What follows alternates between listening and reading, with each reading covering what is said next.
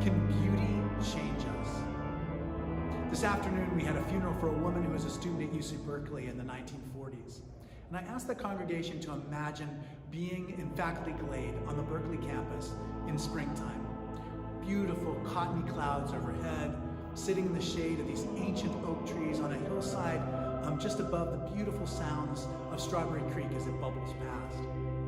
When I was a student at Berkeley, I remember finding an old yearbook from the 1920s and seeing a picture of the 1920s cheerleaders and yell leaders. They were all sitting in this beautiful California buckeye tree. And 60 years later, that tree was still there. There was so much about that beautiful spot that had not changed at all in 100 years. And in places and moments like that, we have a chance to sense the eternal truths, this beauty that lasts and connects us. Earlier this week, I went and visited Scott Sampson at the California Academy of Arts and Sciences. And Scott has been the executive director only for a short time there, but he asked his staff to work on a project with him to revision what the purpose of their institution was.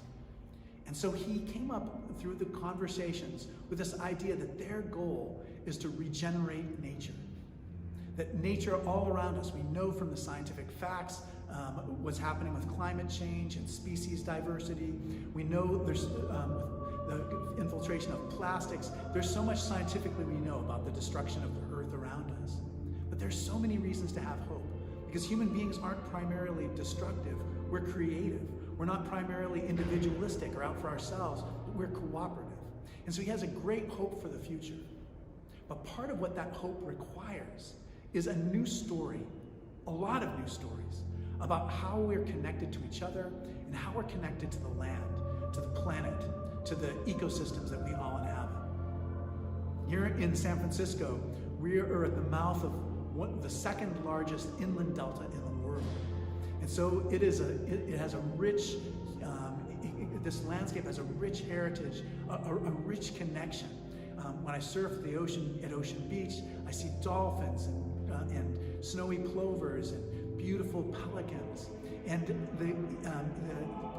the trees that we have here in San Francisco, the Monterey cypress trees, the imported eucalyptus trees, they are a part of this beauty of this nature that can transform our souls and can transform our whole societies and can transform the earth itself. Recently, I started reading a book by Dr. Keltner called Awe, and it's about the therapeutic power of that sense of humility that we have before the face of something that's so much grander and bigger than we are.